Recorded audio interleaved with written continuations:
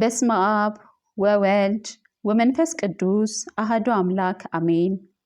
ፀሐይ በጉዞዋ ላይ እንድትቆም ያዘዙ፣ ከመወለዳቸው እንደተወለዱ በእግራቸው ቆመው ሥላሴን ያመሰገኑ፣ ለኢትዮጵያና ለሕዝቧ ሲሉ በባህር ውስጥ ቁልቁል ተዘቅዝቀው ለ9 ዓመታት የጸለዩ እነዚህ ታላቅ አባት ማን እንደሆኑ ያውቃሉ?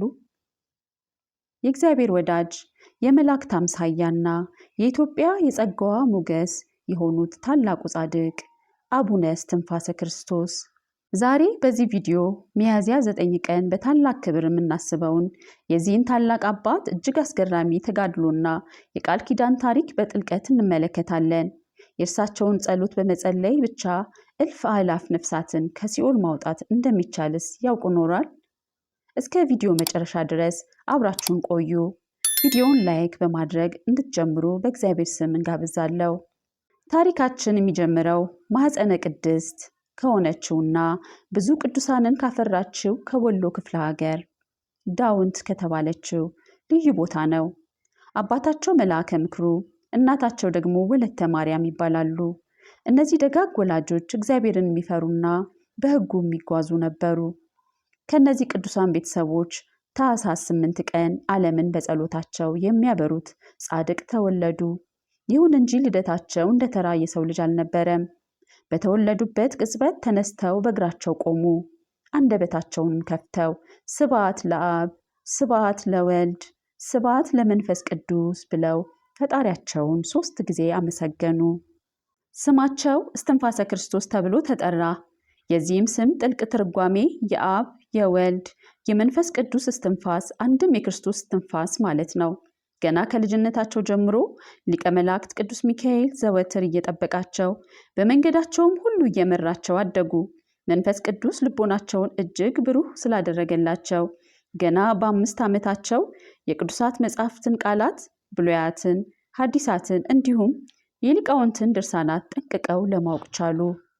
መንፈሳዊ ጥሪ በልባቸው አየለ። ዓለምን ንቀው ተድላዋን ትተው ወደ አቡነ ኢየሱስ ሞዓ የደብረ ሐይቅ ገዳም አመሩ። ሆኖም ገዳሙ በባህር የተከበበ በመሆኑ በባህሩ ዳርቻ ቆመው ወደ እግዚአብሔር አጥብቀው ጸለዩ። የጸለዩትም ተራ ጸሎት ሳይሆን ነቢዩ ሙሴ ኤርትራ ባህርን የከፈለባትን ታላቋን ጸሎት ነበር። በዚህ ጊዜ የታዘዘ የእግዚአብሔር መልአክ መጥቶ ባህሩን አሻገራቸው። ወደ ተቀደሰውን ቤተ ክርስቲያን ገቡ። በሐይቅ ገዳም ለ3 ዓመታት ያህል በታላቅ ትሕትና አገለገሉ። እኚህ ታላቅ ጻድቅ ለማኅበረ መነኮሳቱ እንጨት በመልቀም ውሃን በመቅዳት እንዲሁም በመለኮታዊ ኃይል ከባህር ውስጥ አሳ እያወጡ ለአባቶች ምግብ በማቅረብ ራሳቸውን ዝቅ አድርገው አገለገሉ። የትሕትናቸው ጥልቀት የኋለኛውን ክብራቸውን የሚያበስር ነበር። ጻድቁ አቡነ እስትንፋሰ ክርስቶስ ጌታችን ኢየሱስ ክርስቶስ በገዳመ ቆሮንቶስ እንደጾመው 40 መዓልትና 40 ሌሊት ምንም እህል ሳይቀምሱ በጾምና በጸሎት ተወሰኑ። ይህንን ታላቅ ተጋድሎ ሲፈጽሙ ጌታችን መድኃኒታችን ኢየሱስ ክርስቶስ በታላቅ ግርማ ወደ እርሳቸው መጣ። አስቀድሞ ለሙሴ በደብረ ሲና የሕግ ጽላቶችን እንደሰጠ ሁሉ ለአባታችንም 10 ቃላተ ኦሪትን፣ 6 ቃላተ ወንጌል የተጻፈባቸውን 2 ጽላቶች በክብር ሰጣቸው። ከዚህም የተነሳ ሌላ እጅግ የሚያስደንቅ ተአምር አደረጉ። አቡነ እስትንፋሰ ክርስቶስ አዲስ ቤተ ክርስቲያን ከሰሩ በኋላ በዚያችው ዕለት ስንዴ ዘርተው ወይን ተክለው የጽድ የወይራና የግራር ዛፎችን ተከሉ። በሚያስገርም ሁኔታ ያ የዘሩት ስንዴና ወይን በዚያችው ቅጽበት አድጎ አፍርቶ ለአንዲት ቀን የቤተ ክርስቲያን አገልግሎት ደረሰ። ስንዴውን ለመስዋዕት ወይኑን ደግሞ ለቅዱስ ቁርባን በተአምራት በማድረስ የእግዚአብሔርን ታላቅ ኃይል ገለጹ። በአንድ ወቅት አባታችን በጸሎት ላይ ተግተው ሳሉ ጠባቂያቸው መልአኩ ቅዱስ ሚካኤል ከሰማይ ተልኮ መጣ። አባታችንንም በብሩህ ደመና ጭኖ ከፍ ከፍ አድርጎ ወስዶ ከጌታችን ከመድኃኒታችን ከኢየሱስ ክርስቶስ የክብር ዙፋን ፊት አቆማቸው። ጌታም በቅዱሳኑ ሁሉ ፊት እንዲባረኩ ካደረጋቸው በኋላ መልአኩን ወደ ተወለድኩባትና ወደ ኖርኩባት ቦታ ወደ ቅድስት ከተማ ኢየሩሳሌም አደርሰው ብሎ አዘዘው። መልአኩም ኢየሩሳሌምን አሳልሞ ወደ ሀገራችን ኢትዮጵያ በክብር መለሳቸው። አቡነ እስትንፋሰ ክርስቶስ በኢትዮጵያ ያሉትን ቅዱሳት ገዳማት ሁሉ እየተዘዋወሩ ሲጎበኙ ሌላው የሚደንቀው ጸጋቸው በሕይወተ ሥጋ የሌሉትና ያረፉት የየገዳማቱ ቅዱሳን ሁሉ በአካል እየተገለጡ ያነጋግሯቸው ነበር። ድንበር የሌለው የመንፈስ ቅዱስ ኅብረት ማለት ይህ ነው። ጎጃም ውስጥ ለረጅም ጊዜ ወንጌልን እያስተማሩ እያጠመቁ የታመሙትን እየፈወሱ የዕውራንን ዓይን እያበሩና ሙታንን እያስነሱ ካገለገሉ በኋላ ስለ ኢትዮጵያና ስለ ሕዝቧ ታላቅ የተጋድሎ ውሳኔ ወሰኑ። ወደ አንድ ጥልቅ ባህር ገብተው ራሳቸውን ቁልቁል ዘቅዝቀው ለአንድ ለሁለት ለሶስት ሳይሆን ለ9 ዓመታት ያህል ለኢትዮጵያ ጸለዩ።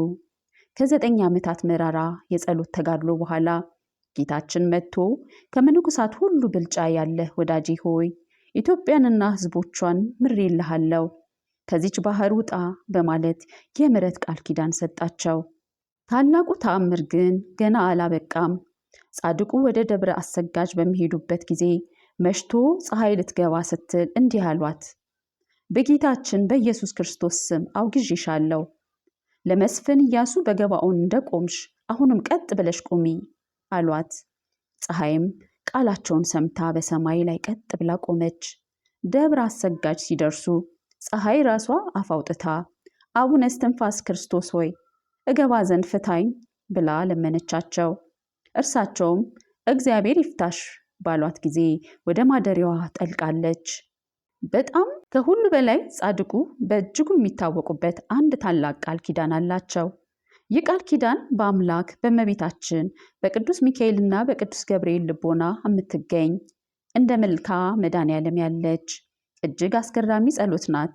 ይህቺ ጸሎት የመድኃኔዓለም ክርስቶስን የሰውነት ክፍሎች በሙሉ ከራሱ እስከ እግሩ እየጠቀሰች እያንዳንዱ የሰውነት ክፍሉ ስለኛ የተቀበለውን ጽዋትወ መከራዎች በሙሉ የምታዘክር ናት።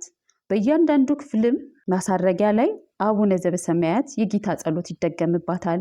ጌታችን ኢየሱስ ክርስቶስ ለማይታበል ቃሉ እንዲህ ብሎ ቃል ኪዳን ገብቶላቸዋል። ንስሐ የገባ ኃጢአተኛ ሰው እንኳን ቢሆን ይህችን የአቡነ እስትንፋሰ ክርስቶስን ጸሎት በጸለየ ጊዜ 1000 ነፍሳትን ከሲኦል ያወጣል። ይህን ታላቅ ጸሎት ነፍሳትን ከሲኦል አያወጣም ብሎ የሚጠራጠር ቢኖር መንግሥተ ሰማያትን እንዳያያት አበው አስጠንቅቀዋል።